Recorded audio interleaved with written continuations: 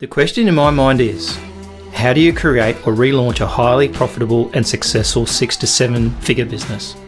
With so much conflicting advice about the best ways to start and grow your business, how do you get it right the first time? I want to help entrepreneurs make a real difference and navigate the messy world of startup or relaunch. My name is John North, and this is the Startup Secrets for Entrepreneur Show. Join me today when we dig deep with our guests and get you the best blueprint so you can fast track your own business. This episode is sponsored by Evolvepreneur.app, your all-in-one online business system. Make sure you subscribe for future episodes at startupsecrets.show right now. So let's get into today's episode.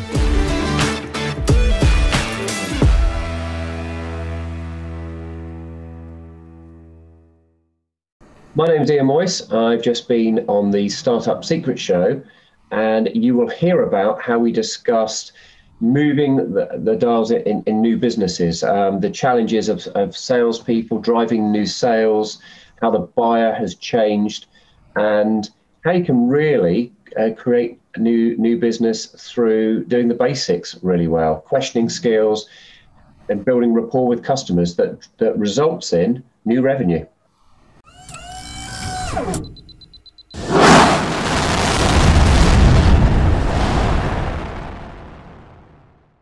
So my very special guest is Ian Moyse, who's a long-time sales leader and Chief Revenue Officer at OneUp Sales. So welcome Ian to the show. Thank you so much, and hopefully can give some value to your audience from the experiences I have been through. Cool, we can always dig in. So give me a little bit of your background, like how did you get to where you are now? Because I mean, most entrepreneurs don't necessarily start off as they mean to go on. So how did you what was your sort of background? Sure, yeah, so I'll give it very short. Fell into sales accidentally. I was a programmer, techie, loved IT and technology, and then realized actually there's more money to be made in sales quicker with company vehicle and all the toys that come with it many years ago. So moved into sales, and then accidentally over that period, my first business I joined was 4 people, 5 people when I joined it. I was number 6, first inside salesperson. So I sort of experienced the small bit at the beginning without choosing to or particularly realizing I was doing that. And I've worked in 7 smaller companies since, 4 through to exit, while I've been leading the sales business. So I've got a lot of experience of hands-on, regardless of the title, hands-on, getting involved, driving momentum, driving growth. So has that been predominantly in sort of a technical area? Like, is that sort of the area, the business you've been involved in, been of some technical IT kind of nature, or has it been across? No. So I've led since I moved out of that first technical role. I've been in initially sales, then sales. I would argue sales management, and then through to now I would argue sales leadership. Right? There's a difference. I wouldn't say I went straight. I was a sales leader. You weren't. You can argue what the title was, but you evolve in yourself through the experience that you gain. So it's been on the sales side of the business for the majority of my career, where I was trained to be on the technical side. So I evolved and changed firstly into that, and then I've changed through multiple roles. I've always worked in the IT, selling the IT technical side of the business, but I've had to evolve and change through lots of different technologies in that period as well. So which means different market segments and different competitors. So I'm constantly pivoting and realizing change. How do you apply the skills and experience you've had, but by learning? And I've realized it's not about the product knowledge, it's skill and experience is transposable. Product can change, right? And I've worked in the security market, technology security market, the telecommunications market, the CRM market, etc. Almost arguably, almost any industry now is IT, right? It's almost, there's not many, you can't even go to Macca's, for example, it's not IT based, so you've got the self-ordering machines and all that sort of stuff. So the reality is everything's almost IT. Everything's touched by it, certainly. Our world has changed if you look over the last 15 years, and our customer has changed. You know, us as a customer has changed, but exactly for the reason you cite there, that the customer has access to and is more knowledgeable than they've ever been before. We all have access to the internet and Google, and anywhere, anytime, any device, you can. How many of you listening have searched, been in a retail store, maybe not so recently, or we're just getting back there, seen a product, and you quickly go online to check out reviews of it. Or what is it? Before I purchase, I can quickly check out what is this a good product and how much is it online, and It's quite interesting actually. I actually was in a shop not long ago, or probably a couple of years ago now, and I was trying to find I forget, some sort of electrical device for the kitchen or whatever. And I asked the sales guy which one's better, because there was 2 or 3 there. Because when you talk to the sales guy in an electrical place, one of the things you can't really find on Google is really what sells the most and you know what problems they have. So the sales guy is usually pretty good guy to ask that question to. This guy says to me, "Oh, just Google it," and walked away from me. And it's like, man, you don't even bother trying to explain anything. You just got to make me Google the product. And I thought to myself, you lost the whole reason for what you were there for. You're not there to Google. You're there to help someone make a decision based on your experience, not on what Google tells you. It's like funny. But so, and then the other thing too, I think, with sales is that if you're a technical person, you follow a process, because you have to in a technical role, because if you don't follow the steps, you won't get the result. And so I think with sales, it's very similar. Like, I think very technical people can master sales better than most, because they can actually follow a process. And then to me, sales is just a process. You can't jump ahead of the process when you're doing a sales process, you know? Yeah, and I think the big thing I would say with sales is a lot of salespeople over process it. Let me explain what I mean by it. This is a mistake I think a lot of people make when they're setting up businesses, trying to build their revenue, and in recruiting salespeople. So over the years, I've been through, and you get sales, but there's lots of sales processes out there. BANT, Scotsman, Spin, target account selling, and we keep going, right? There's loads of them. And there's nothing fundamentally wrong with having an underlying framework, but too many people see them as a process. And let me give you a simple example. You interview salespeople to join your business. They're going to help you grow, and then I use BANT's process. They can talk you through it. Budget, authority, need, time scale. What I'm worried about is how methodically, to your point, they use that process. And methodically meaning too methodic is a negative. Yeah, because you're not listening to the customer, are you? You're just basically exactly. They go, well, I've got the. I ask, is there a budget, right? And that gives me a tick box. I ask that. Then I find out, do they have the decision making plan? Okay, so now you're like a robot, because I don't care fundamentally if there's a budget. Because if my product or service adds value to their business, they will create a budget and find it. They're just saying, is there a budget? Yes or no? No, there's no budget. Have you ever bought something when you didn't have a budget or didn't expect to spend it? Well, the whole world lives off of credit. Let's be frank about that. Yeah. Credit card companies make a fortune. People buy ahead of when they can afford it. That is the natural behavior of the majority of people on the planet today, which is why credit card companies have a business. Oh, it's easy for them, yeah. Yeah, so you're saying, do you have a budget? Well, no. Well, no, everyone buys when they don't have a budget. They go, oh, I want this new car, or I want this new stereo or new phone. Do they save up in today's world? Wait till they've got the cash. No, they buy it on credit and then pay it off as they can afford it. Well, that means everyone's buying when they don't have a budget. They're not ready for it. Right? Exactly. So, I saw something interesting on Facebook just recently that had the statement that said someone will pay $1,000 for a new iPhone and not think about it, but when they've got to pay $1,000 for some training on something, they'll say that's too expensive. Yeah. Yeah, and it's perceived value, right? It's perceived value in the eyes of the purchaser.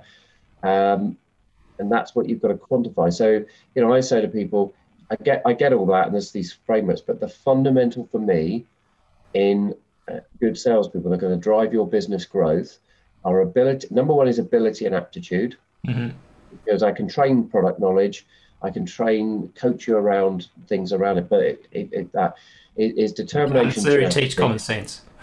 Yeah, determination and tenacity need to be in there, right? But for me, it's doing the basics of selling well. It's engaging and building rapport. Rapport turns into relationship. You don't just get a relationship. And it's questioning skills. It's questioning and listening skills. Doing them extremely well, habitually, again and again. You learn more about the customer. You learn more about their drivers and how you could help them. Remember, your job as a salesperson, as a professional salesperson, is to help the buyer to gain value and benefit, not to achieve a sale where it's not the right sale. So that means qualify out where it's not a good prospect, right? Because ironically, what will probably happen is they'll kick the tires anyway. You might get a sale, but it'll be a painful one, and then the customer won't enjoy it, and they're going to be looking over your shoulder because they're not going to be happy with you. Yep. So it's not going to be a productive sale, and it'll probably take you longer. Well, the reason it's taking you longer is they're not seeing the value. If you can demonstrate the value to a customer, they typically buy quicker. You get more momentum in your business. They're happier. They refer you to other people. Blah blah blah blah blah, and they keep. If it's a renewal business, they keep renewing with you. And I think the thing is that, value in the mind of the beholder. I mean, there was I don't know if you've probably heard of NFTs, where people are basically buying these images, Bitcoin style images on blockchain, and someone bought this image which of blank wall, right? And they paid $10,000 or whatever it was for this blank wall. And you're thinking to yourself, that was in the eyes of the beholder. So someone saw value in that. And paid a lot of money for it, whereas someone else would say, well, I don't get that. Why would you spend it? But that's them making that decision. Value. Yeah, it's perceived value in the eyes of the customer, absolutely. And artwork is a prime example for that. People pay over the odds because they like it or they really want to own it. It's not about the actual value of a piece of canvas with some paint slapped on it. Well, really? Why am I? It's the perceived value they have for, I want to own that piece of art. And also, I think in that situation too, well, in most sales situations, I think is that the real reason why someone's buying doesn't necessarily mean you even know that. You may not even know that that's the reason why they're buying. That you think they're buying it for one reason, and then after they buy it, they might say, "Oh, the real reason I bought this was because of this." And so I think sometimes you can make an assumption that they're buying for a certain reason and they're not. And that for me is an example of where and no one's perfect, right? Me included, but that's where the questioning comes in, because most salespeople don't know. And here's a good example, a learning exercise for individuals listening is you ask questions to try and win a business. If you lose a piece of business, if you don't know why, ask the customer. There's the number of times I will say, even as a sales leader, I'll say to my sales guy, what did we lose? And if I'm not confident it's really a clear answer, well, let's call them. I'll call them. And I'll call them. So I'm not trying to convince you in any way. I respect you gave us some time and we gave you some time. I'd like a few moments of your time. Therefore, all I'd like to know is what could we have done differently? Or were we just not a good fit? But what was the real reason? Because you can learn from that. It could be, do you know what? We were never going to sell to this customer. We weren't a good fit, but we burnt all of this company time and effort of individuals trying to win this business. Well, we should have known that, what they've just told me. Then the question is, why didn't we know that right at the beginning? Because we could have done if we'd asked the right questions. There's a coaching exercise now for the salesperson as not a punishment, but a learning exercise of, right, this is how we need to be better, because we should have exited that sales engagement far sooner for the right reasons, because we wouldn't have won it regardless, and we would have put less effort into it and put more effort in somewhere else, which would have generated revenue in a different customer. And not only that, like, at the end of the day, that person is the most honest with you too. Like, when they don't go ahead with you and they're not your customer and they've got nothing to lose, you typically get a better answer out of than you would out of a customer bought from you, because they're just going to think, well, I don't want to upset them too much and tell them something. They might not give me good service. So, I reckon that the person doesn't buy from you if you're willing to listen to them. I think they're the most valuable ones you can get. And most of them are surprised that you've asked that question. I've had people say, well, do you know what? I respect that, because no one else ever asked that question. When they've lost the business, it's, and they might ask on the call, why did we lose? But they don't really dig in. They've done all this questioning to try and win it, but they don't really put any effort into understanding why we lost it, which to me is madness. And so it's a good exercise to go and try and find out. And I mean, in some of the bigger businesses, you see they've got a lot of that built-in automation. When they leave, they want to know why. But in a smaller operation, you don't tend to build that in, because it's either too time-consuming, or in that situation, you just don't think to do it. So I think it's a great idea. Like, I think it's probably, in some cases, I've gone back to people and said, oh, why didn't you go ahead? And they've come back and said, oh, no, because I'm buying it next week from you. Like, you actually realise that you'd lost the sale, but they're actually not. They were actually coming back. They just didn't, just the timing was wrong too. So I think sometimes timing is a big thing too. I think just because someone doesn't buy from you today doesn't mean they won't buy from you next year. Exactly. I always say to people and this is another point, when you're talking to a prospective customer, salespeople often have got this blinkers on that I've got to sell to you now, and the customers often are getting into that mode of, no, I don't need to talk to you. I'm not in the buying mode. And my answer is, do you only ever speak to people when you're buying something, right? I'm not expecting you to be in the buying mode right now. I just want a conversation. And often I've had conversations with people, and it's ended that way, right? I get my team to say, get a 15-minute coffee conversation with someone, and what we're looking to do is discover if there's any value now or in the future that we can bring to each other. It's a conversation, not I'm trying to sell you this right now. And some of those conversations, they've said things to me, and I've heard something said, and it's nothing to do with me selling them what we've got. And I've heard something said, Rick, what's the problem you're having with that? And they've said something, and I had one recently where I could help them out through an old contact for a problem they're having with the product they've got. And I know someone very senior in that business. And I said, no, I think it can do that. Well, I was told it's not. I said, no, I'm pretty sure. And I helped them and they got it resolved, and it could do that. But they were in this corner of, where I've got a problem. So I helped them solve a problem with something else they've got, right? We still haven't sold to them, but I've got a rapport now with that individual that, I did them a favor. Others I've had that conversation with, 15 minutes has turned into a 2-hour conversation because they've suddenly gone, ask question to me, ask question. Oh my gosh, we didn't realize this. And problems have come out that, yes, we can solve, and natural conversations evolve to it. So it's an exploratory conversation to see if we can bring value to each other now or in the future, not a sales I'm not trying to sell you something. And that's the case of taking it one step at a time, right? So, you're trying to hurry the process and sort of saying, okay, I've done the rapport building in the first 3 minutes. Now I'm going to move on to, and it's like you can't really do it that way because you've got to feel it through and know what you're doing. And I think that's important. Another thing too is, that particular client that person may never buy from you, but now they like you. I mean, I've had several situations lately on LinkedIn where I've spoken to someone who hasn't a clue who I am, and then suddenly out of the blue, I got 3 referrals from people he knows. For people to come on the show or look at a product and stuff like that, and you think to yourself, that person has got enough trust in you or whatever from just that small interaction to want to start referring you to their friends. And he may never buy from me, but it doesn't matter because he's giving me referrals, and this is even probably better, right? Because my referral is a much nicer lead than someone that's cold coming in and going, well, I don't know who you are, you got to prove it. Do you want simple and effective ways to get started that don't cost a fortune in time and money? Discover the best steps for each strategy we teach and the most important areas to focus on, and even to connect with your best customers and grow an online community. Grab your free copy of Startup Secrets for Entrepreneurs at startupsecrets.show. Totally agree. Referrals are the best sales opportunity you can ever have, right?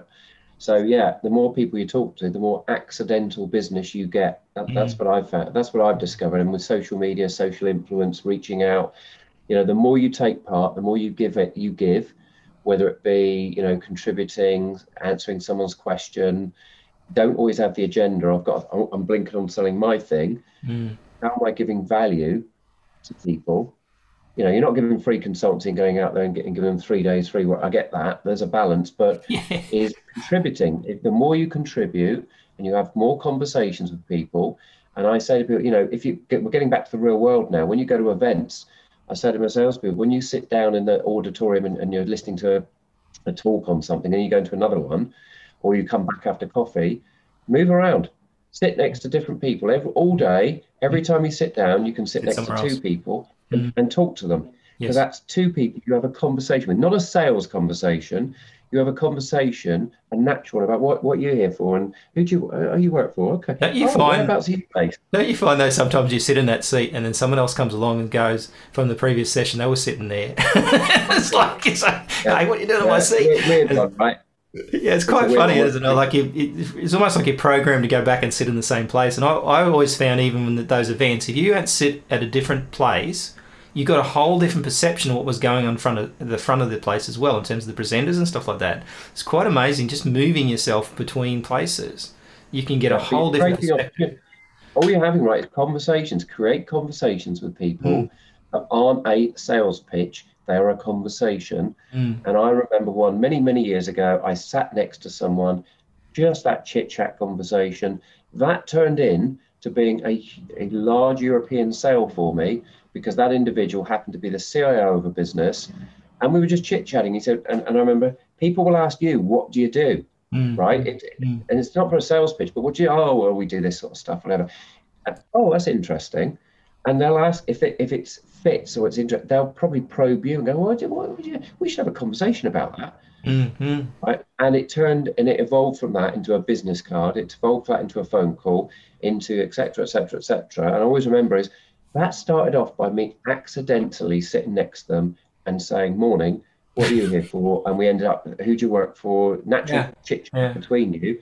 Yeah. Right. If you don't have that, if I hadn't had that conversation, I wouldn't have got that business. The more conversations you have, the more luck you create. And at the same time, if you sell too early, you would chase them away and they'll run for cover. So I think people pick up pretty quickly if you're trying to force the issue. So it's just taking one step at a time. So you spoke before about the fact you were doing growth-based scenarios where you, and I'm guessing, and I won't preempt what you've done, but preempting the fact that you grew a company pretty fast. And obviously that's through salespeople. Yes. What's the kind of concept that you usually work on if you're starting a new company up? And some of that can be a problem because if you aren't earning enough revenue, you can't afford salespeople, and then you put it off maybe too long, and then you've got that opportunity that and then you employ the wrong sort of people, and then you're in trouble. So, that's usually the way that most people run with this kind of thing. So what's your kind of secret to success in terms of the way you do that? So one is I've been hands-on. So when I've started in organizations, many times I've been the hands-on salesperson. So, I've gone from, I remember once going from leading a really big team, big company, all the rest of it, nice title, to actually it's me bag carrying with a view to building this out and building a team. That's what I'm doing where I am now. And I've now got a team of 4 that I've built out. But when I started here, it was me owning sales and marketing, hands-on, doing the demos, doing the sale myself, which is a good way to learn the realities of the challenges that your salespeople are going to face, so you can better support and help them. So I would suggest don't lose that entrepreneurial piece of being scared to do it yourself and get hands-on, because then you realize what it takes and the challenges. And when you do hire a salesperson, it's not necessarily people get hung up, I think, on hiring a salesperson from a competitor, hiring a salesperson who's highly, massively costly and experienced. There are a lot of junior salespeople out there who are up and coming, who do the job very well, who work really hard and are aspirational in their careers. It's finding them and quantifying that they're a good salesperson, right? And that's, for me, looking at too many people get hung up on buying into the experience of hiring a salesperson who's got 20 years experience. Well, they've got the experience, therefore they're a slam dunk. As opposed to, this salesperson only got 2 years experience. Okay, it doesn't mean they're not good. It just means they've only been doing it for 2 years. And some people who have done it for 20 years have been doing the same thing every year for 20 years. So really they've only got 1 year's experience. And often I find the ones with a lot more experience have got bad habits. Yeah. B, the buyer has changed. Have they changed? Because the way it was 20 years ago, the buyer didn't have access to internet, wasn't as informed as they are now. They were coming for information to start with, weren't they? Right. So I've had experienced salespeople who sit in front of me at interview, and as an experienced salesperson myself, I sort of spot this is they're not good at questioning. What they're doing is going through a robotic process. They're not asking good questions. Because they could get away with it. Years ago, they got away with it, and they just keep doing what they did and churning the wheel because it sort of works. And they know it all. Guess what? They know it all because they've been doing it 20 years. Whereas my answer is I've been doing this a long time, but I'm still learning. Every single phone call I have with a prospect, I'm tuning and learning and thinking, did I ask the right questions? What did I miss there? And don't be scared, and I'll phone them back and say, do you know what? I've gone through my notes from the meeting, and I should have asked you 2 or 3 other questions. Bad on me, but I wanted to call you back and go through them now. so many experienced salespeople won't do that because they've got I've nailed it first time, right? I had a great call. I've got a great relationship. No, you haven't. How often have you spoken to them? Oh, I've had a couple of calls and we've got a great relationship. No, what you've got is great rapport. The fact you're calling it a relationship already probably is already wrong. You're being assumptive, and now I've got all the answers, and I'll ask them 10 questions, and it'll be, so you don't have all the answers. Whereas a young salesperson will eat that up and go, learning exercise. Not you're catching me out, not negative, learning exercise. Yeah, next time I'll do better and I'll figure it out. Yeah, and I always a great assumption. Great assumption of salespeople is never assume you've got the sale and never assume you haven't got the sale. Like never assume anything, because I think that's the danger of, an experienced salesperson will assume they won't buy based on their experience. But sometimes, the more naive person will come along and go, I'll get them to buy, and they go and buy it. And you think, well, that's because you didn't put that barrier up. You can't be making decisions for them. You've got to let them make their own decisions at the end of the day. Well, a good decider is exactly that, the way they ask the question. So if they say, I'm going to win it because, there's an amber flag. If they say, I could lose this because of these reasons, great, well done. Because you're looking at a different way. You're looking, what haven't I done? What have I missed? Why am I going to lose this? Not convincing yourself with happy ears. Here's all the reasons I'm going to win it. Now you're blinkered to why you probably won't. And you believe in your own BS. Right? Yeah. As soon as you start doing that, you're in big trouble, I reckon. So what's the best sort of sales tip that you've ever given out in terms of your sales guys? What's the number one thing you think that people should focus on to get the best results? So the number one, I still do it today constantly, is the questioning. I'm going to go back to that, right? Because it's about asking layers of questions and looking for what I call white space. So what haven't you uncovered? So let me give it a very simplistic example of that. Someone says, well, yeah, they've said they're looking to, if the customer quite often will volunteer, yeah, we're thinking to spend $20,000 to $23,000 or pounds on this. Great. They'll say, well, I've got the budget. They've said they're looking at 20 to 23. My first question is, why? Why is it 20 to 23? There's a reason for that number. Why? Well, I don't know. Get there, yeah. I don't know. Okay. And if the value is there, does that mean they won't buy something that's more expensive because it's got to fit with that? Oh, I didn't ask that. So, the questions straight away, someone says that to me is, that's a great number. Thanks for sharing that with me. Why is it 20 to 23? How have you calculated that number? And it'll be, oh, we used to pay that for the old solution, or, well, that's something that the so-and-so has said they think that it should cost that, or whatever. Because what if you're 35,000? You're going to discount it, therefore, or what are you going to do? Yeah. Right. Yeah. And have you ever bought anything where you sort of thought it was that, but it's been more expensive? Try buying a car. Try and go and buy a car and work out that, like, I just recently bought a car and I said, I'm only going to pay X dollars per month. And I set them a goal for that, and then they came back with a higher price. I said, nah, not until you get to that, closer to that price. And they said, well, the only way that we can get closer to that price if you pay a little bit more deposit. I said, okay, let's do that. So their thought process was trying to solve that problem because they knew that I wouldn't budge on the monthly amount. And I think that's a great way to kind of get the best price in a negotiation tool. But at the end of the day, I did pay probably more, but I got the payment where I wanted it to be. And that was the goal, right? It wasn't at the price. It was the payment. But there's the point, John, is what I heard you say there is they sent me, if I get, how many times people listening get the customers say, oh yeah, send me your best price. Send me a pricing note. Sharpen the pencil. That's what I usually get, like sharpen the pencil. And people just send it. And it's like, I get my guys, and I say to them, just phone them. I've got a call. In fact, I've got a call after this one where someone has said, look, we like what you've got. We want to talk about the commercials. Perfect. You've said the right thing. You want to talk about them. Absolutely. Because, if you're going to ask me for this, I'm going to ask for what are you giving me in return? Are you giving me a multi-year contract? Well, no. If everything is one-sided and the customer's saying, well, I want this, I want you to move all these things and do this differently, right? What are you giving me in return? Nothing. Yeah, to take the risk, to lower the risk of the delivery, right? Because at the end of the day, sometimes it's going to cost more. Well, you knew the price during the process. So, and you engage with us on that basis that we could bring value. And let me remind you, when we talked about it, you said, yeah, and I listened for those nuggets, right? Of, well, you said this is a no-brainer. You said this is a no-brainer when we first spoke about, oh my gosh, that's easy to justify. So help me understand why we're now talking about this. So it's about listening, asking questions throughout the sales process. It is not about a negotiation just at the end. People think this negotiation is at the end of a process. No, it's not. Actually, everything you do during every part of engagement is preparing for any conversation. The negotiation is already happening all the way through, because at the end, all you're having is a conversation about other stuff that's already been discussed, if you've done it right. Yeah, it's true. But it's a conversation. It's, don't just move your numbers around and email them back over. And then you get a, yeah, that's not quite there. Could you do this? And then email them again. Just jump on a call, speak to them, and ask them, why do you think we can do that sort of level of price?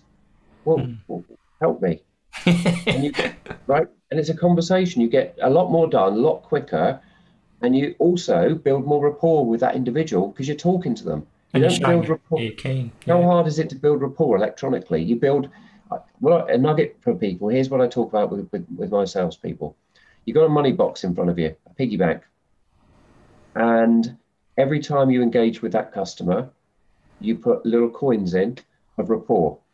Okay, so if I speak to you and we have a good conversation, a chat, a bit of a laugh, maybe we talk about the European football that was on, or COVID, or whatever it is, little coins go in, right? If I send you an email, yeah, you could argue there's a coin of rapport in there because we communicated. We didn't converse, we communicated.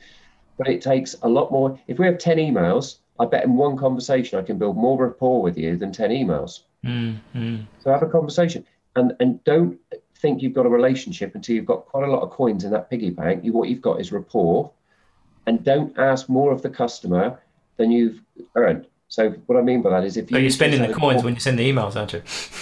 Well, yeah. If you've just put 2 coins in that piggy bank, don't now ask the customer for a big ask that you think you've got a relationship where you haven't.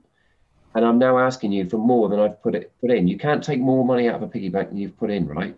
So don't ask for a relationship type response or gift from the customer if you haven't earned the right to ask for it. And that's the mistake a lot of salespeople do. Oh, I've got a relationship with them. No, you haven't. The piggy bank says you've got a bit of rapport. And what you're now asking them for is to open up about something which you haven't earned the right for. And that's why you get a no and you get ghosted. True. Well, the only thing I've always done in the past is, I do it habitually now and didn't even realise I learned a long, long time ago, was that when I have a conversation with someone, if they ask about, say, oh, look, I've got this great little checklist or great little piece of information or whatever, or can help you with something, to promise that in the conversation, and after you get off the call, give it to them, send it to them straight away. And I've always done that, and it works. You don't always get a sale from it, but it proves to the person that you're reliable, that you do what you say you're going to do. And the reality is you've done very little, but you've given them what you promised to do, and you did it quickly. So they think, oh, that's a good response. That's they're impressed with it. A little tiny, it doesn't have to be anything. I always don't pick anything too complicated to send them, but just something. It works every time. Like, it's a simple conversation. Every conversation I have with the customer, I watch them making a note of something or other, and then they'll say, well, let's talk about the commercials so we understand what they are. And I'm making a note, and I'll say, look, I'll talk you through the commercials now, transparently, absolutely. By all means, take your own notes, but I'm going to email you afterwards exactly what you've said, so you've got a point of record of what we've just discussed. You just ask a couple of questions, I'll get you the answers. And I'm also, for what we do, it's appropriate, I'm also going to attach a few images and screenshots around what I've just shown you as a aid memoir, so that when you talk to someone internally, or you go, well, what was it? You've got a few. I'm not going to send you tons of stuff. I'm going to send you what will help you remember what we spoke about, and also have the facts around what we spoke about, so you can hold me to account even if you get your notes wrong or you can't find them. Is that okay with you? Oh, absolutely, fantastic. Because you're helping them, right? You're documenting it for them. It's great. And then you do it. Absolutely agree. Absolutely agree. That's a great idea. All right, cool, man. Like, now we're running out of time, but some really good nuggets there. So I'll certainly put them in my playbook as well. So thanks so much for your time. Tell me, how can people get in touch with you if they want to, and what sort of clientele or customers are you looking for in your current sort of situation if they want to get in touch? Sure. Yeah. Thank you so much for that. So we, To get in touch with me, you can reach me at ianmoyse.co.uk and ianmoyse.cloud. There's a personal branding tip in itself. It's cheap to get your own URL, but they will take you to my LinkedIn and Twitter social accounts, the two that I'm most active on for business. The business I'm with is OneUp Sales. That's OneUp Sales, one word.co.uk. And what we help people with, in simple terms, is we plug into your CRM phone systems. We suck the data automatically, and we turn it into nice dashboards and competitions and incentives for your sales team. So we drive motivation, engagement, and increased productivity, which results in increased revenue and sales. And it's pretty straightforward, pretty easy. Nice. We switch it on quickly, and it drives results. It drives growth, which is what people are looking for. Particularly coming out of COVID, it's interesting. Because people are looking to re-engage their staff, right? Particularly if they're remote workers, and make sure they know what KPIs they're driven by and all this stuff. And we make that easy for you. So that's what we do. By all means, take a look at our website. Thank you. Cool. Thank you very much. So we'll talk again soon sometime when we talk about something else, but maybe after we get through this whole COVID thing, we'll talk about the new sales tools. Look forward to doing that. Thank you so much. Thank you. That's a wrap on another awesome episode for the Startup Secret Show for entrepreneurs. Just before you go, if you like this episode, we'd be very grateful for a 5-star review. Please also consider recommending the show to a friend or two. Make sure you subscribe for future episodes at startupsecrets.show right now. Until next time, if you're an entrepreneur, make a start on your next great business idea today.